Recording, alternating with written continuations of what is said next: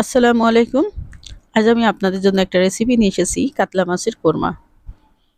এই এই রেসিপিটা যদি ফলো করেন, আমার মনে হয় যারা মাছ খেতে পছন্দ করে না, তারাও কিন্তু মাছ খেতে পছন্দ করবে। তারা মাছের ভক্ত হয়ে যাবে। কারণ এই মাছটা মাছের মতো লাগে না। এই রেসিপিটা যদি হুবহু ফলো করেন, মনে হবে কোনো মাংস খাচ্ছেন। যারা মাংস প্রিয়, তারা যদি মাছের অভাব পূরণ করতে চান, তাহলে এইভাবে রেসিপিটা ফলো করতে হবে। তো প্রথমে আমি আপনাদেরকে বলে রাখছি, যদি ভিডিওটি ভালো লাগে প্লিজ সাবস্ক্রাইব করবেন, আর পাশে থাকা বেলটা ক্লিক করে দিবেন, লাইক দিবেন, শেয়ার দিয়ে পাশে আমাকে সমর্থন করবেন। তো চলুন, প্রথমে আমি এখানে পেঁয়াজ বেরেস্তা করে রাখবো। তার জন্য তেলটা রেডি হয়েছে কিনা একটু পরীক্ষা করে নিলাম। বেশি কড়া হয়ে গেলে তেল, চুলাটা বন্ধ করে দিবেন, দিয়ে তারপরে পেঁয়াজ ছাড়বেন, নাহলে কিন্তু পেঁয়াজগুলো কড়া হয়ে যেতে পারে, কালো হয়ে যেতে পারে। মুচমুচে করে ভাজতে গেলে তেলটা আগে গরম করে নিয়ে চুলাটা ছোট করে দিয়ে তারপরে পেঁয়াজ দিবেন, দিয়ে লালচে করে ভেজে নেবেন। বেশি কড়া করে পেঁয়াজ ভাজবেন না, তাহলে কিন্তু তুলতে গেলে কিন্তু কালো হয়ে যাবে। এই জন্য আগে ভাগে চুলা বন্ধ করে দিবেন, দিয়ে তারপর পেঁয়াজগুলো তুলতে থাকবেন, তাহলে পেঁয়াজের কালারটা ঠিক থাকবে। এখন আমি নুন হলুদ মাখিয়ে নেব মাছে। এই মাছটা আমার বাজার থেকে কেটে আনা। আপনারা আপনাদের মতো করে সাইজ করে কেটে নিয়ে তারপরে রান্না করিয়েন। আমার এখানে নুন হলুদ মাখিয়ে আমি ম্যারিনেট করে রাখবো কিছুক্ষণ। মাছ যদি নুন হলুদ মাখিয়ে একটু তেল দিয়ে ম্যারিনেট করে রাখেন, তারপরে ভাজেন, তাহলে সেই মাছ কিন্তু খুব টেস্টি হয়। আর নুন হলুদ মাখানোর সময় একটু যত্ন করে মাখাবেন, তাহলে কিন্তু মাছের কালারটাও সুন্দর হবে, খেতে রুচি নিবে। দেখা যদি সুন্দর হয়, খেতেও কিন্তু তখন ইচ্ছা লাগে, রুচি লাগে। যদি তখন রান্নাটা যদি খারাপও হয়, তবুও কিন্তু আগ্রহ লাগে। এই জন্য প্রথমে দেখাটা সুন্দর হতে হবে। তার জন্য নুন হলুদটা একটু যত্ন করে নিয়ে মাখিয়ে একটু ভেজে নেবেন। দেখবেন যে সেই মাছ খেতে সবাই পছন্দ করবে। যারা মাছ খেতে চায় না, আমার মনে হয় তারাও খেতে চাইবে, কারণ মাছ খাওয়া খুব দরকার। মাছ একটা হাই প্রোটিন এবং ভালো প্রোটিন। মাংসের চেয়ে কিন্তু মাছের প্রোটিনটা খুব দরকার আমাদের শরীরে। এখন তেল মাখিয়ে রাখছি আমি। মাছের গায়ে, প্রত্যেকটা গায়ে যদি মাছের তেল মাখিয়ে তারপরে যদি মাছটা ভাজেন, তাহলে মাছটা ড্রাই হবে না। মাছটা কিন্তু বেশ রসালো থাকবে, মশার থাকবে। এখন আমি তেলটা গরম করে নিচ্ছি। অবশ্যই মাছ ভাজার আগে তেলটা ভালো করে কড়াইতে গরম করে নেবেন, তারপরে মাছটা ছাড়বেন। এইভাবে ছাড়বেন, একসাথে বা হাত দিয়ে ছাড়তে যাবেন না। যারা নতুন রাঁধুনি তারা কিন্তু হাত পুড়িয়ে ফেলতে পারেন। এজন্য এভাবে ধরে মাছটা যদি আস্তে আস্তে ছাড়েন, আমার মনে হয় তাদের হাত পোড়া থেকে সাবধানে থাকতে পারেন।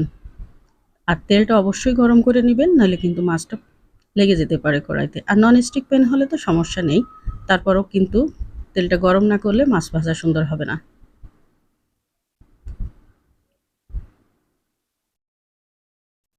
এখন উল্টে পাল্টে এটা ভেজে নেব, খুব একটা বেশি কড়া করে নেব না। মাছ বেশি কড়া করে ফেললে মাছের ভিতরে রসালো ভাবটা চলে যায়, খেতে টেস্টি লাগে না। এখন আস্তে আস্তে তুলে নেব এগুলো।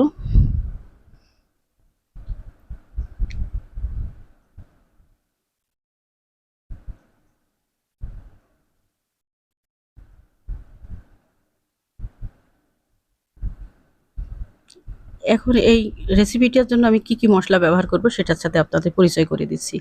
এখানে আমি পেঁয়াজ কুচিয়ে রেখেছি, এলাচ, দারচিনি, তেজপাতা রাখছি, বাদাম বাটা রাখছি, দুই রকম বাদাম, টক দই, পেঁয়াজ বাটা এবং বেরেস্তা। আর তাছাড়া আদা রসুন বাটা আছে, জিরা ধনে গুঁড়া অবশ্যই লাগবে, এগুলো নর্মাল অবশ্যই লাগবে।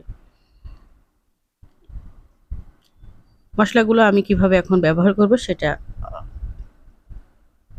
আপনাদের দেখাবো। অবশ্যই রান্নাটা পুরোপুরি যদি আপনারা ফলো না করেন, তাহলে কিন্তু টেস্টটা পাবেন না। পুরোপুরি টেস্ট পেতে গেলে অবশ্যই খেয়াল করতে হবে যে আমি কি রেসিপিটা কীভাবে ব্যবহার করেছি।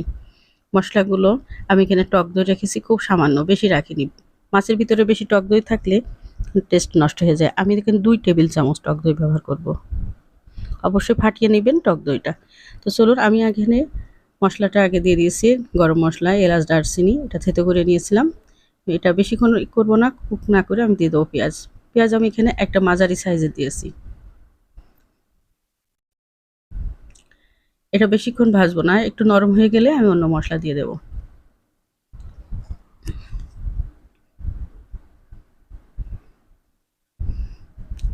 পেঁয়াজ বাটাটা আমি এখানে দিয়ে দিচ্ছি। এখানে আমি বাটার সময় আমি কোনো পানি ব্যবহার করিনি।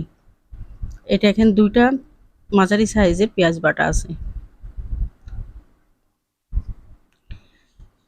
পেঁয়াজটা ভালো করে কুক করে নেবেন, নাহলে পেঁয়াজের গন্ধটা থেকে যাবে। মশলা যদি ভালো কষানো হয় তাহলে তরকারি খেতে কিন্তু ভালো হয়। এটা কিন্তু একটা ভালো একটা টিপস। যে মশলা যত ভালো কষানো হবে, ভালোভাবে রান্না হবে, মশলার গন্ধটা যত দূর করাবে, কাঁচা কাঁচা ভাব, রান্নাটা তত সুস্বাদু হবে। এখানে আদা বাটা, রসুন বাটা আমি 1 চামচ করে দিয়েছি। আমার আদা রসুন বাটাটা ফ্রিজে থাকে, এজন্য কালারটা মাঝে মাঝে একটু চেঞ্জ হয়ে যায়।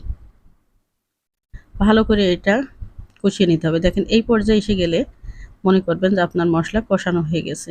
এখন আমি শুকনো উপকরণগুলো দেব। এখানে আমি লাল মরিচ এবং ঝালওয়ালা মরিচ, 2 রকম মরিচ আমি এখানে ব্যবহার করেছি, মরিচের পাউডার। আর হলুদ গুঁড়া দিয়েছি 1/2 চামচ। আর এলাচ সরি আমি জিরা ধনের গুঁড়া 1 চামচ দিয়েছি। এটা দুটো একসাথে করে দিয়েছি। এখন কিন্তু এটা ভালো করে কষিয়ে নিতে হবে। শুকনো অবস্থায় এটা ভালো করে কষিয়ে নিয়ে এইভাবে যদি আপনি তারপরে পানি দিয়ে আবার কষাবো। আমি কিন্তু মশলাটা কষানোর জন্য 3 বার অল্প অল্প করে পানি দিয়েছি। এটা খেয়াল করবেন। মশলাটা অল্প অল্প করে পানি দিয়ে, একবারে পানি দিয়ে কষাবেন না। অল্প অল্প করে পানি দিয়ে যদি মশলা কষিয়ে নেন তাহলে সেই রান্না অবশ্যই ভালো হতে বাধ্য। আমি আবার পানি দিয়েছি কিন্তু অল্প করে, বেশি কিন্তু দিইনি, অল্প করে। দিয়ে আমি আবার কষিয়ে নেব।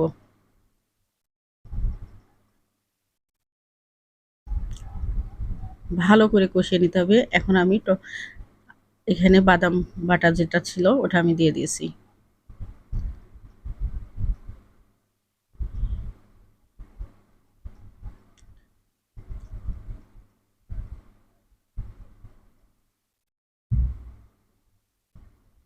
আমি কিন্তু আবার পানি দিয়েছি অল্প করে, দিয়ে আবার মশলাটা কষিয়ে নিয়েছি। বাদাম যেহেতু এখানে বাদাম দিয়েছিলাম, তাই এটাও একটু কষিয়ে নিতে হবে, নাহলে বাদামের একটা গন্ধ থেকে যাবে। কাঁচামরিচ দিয়ে দিচ্ছি। আমি এই পর্যায়ে টক দইটা দিয়ে দিয়েছি, এটা স্কিপ করে ফেলেছি। আপনারা এখানে এই পর্যায়ে কিন্তু টক দইটা দিয়ে দিবেন, দিয়ে চুলাটা বন্ধ করে দিবেন, দিয়ে কিছুক্ষণ নাড়াচাড়া করে তারপরে পানি দিবেন। এখানে লবণ দিয়েছি স্বাদ মতো। আপনারা লবণটা একবারে দিবেন না, অল্প করে, দরকার হলে 2 বারে দিবেন বা 3 বারে দিবেন, অল্প অল্প করে দিবেন, চেখে নিবেন, তারপরে দিবেন। নতুন যারা রাঁধুনি একবারে লবণ ব্যবহার করতে যাবেন না, তাহলে কিন্তু স্বাদটা নষ্ট হয়ে যাবে। এখানে গরম মশলা দিয়ে দিয়েছি লাস্টে, দিয়ে আমি এখানে কুক করব 10 মিনিট ধরে। লো আছে এখন 10 মিনিট ধরে এটা কুক করতে হবে। কুক করার পরে আমি ফিরে আসছি, দেখেন এই পর্যায়ে এসে গেছে। রেসিপিটি ভালো লাগলে প্লিজ সাবস্ক্রাইব করবেন, আমাকে সমর্থন করবেন।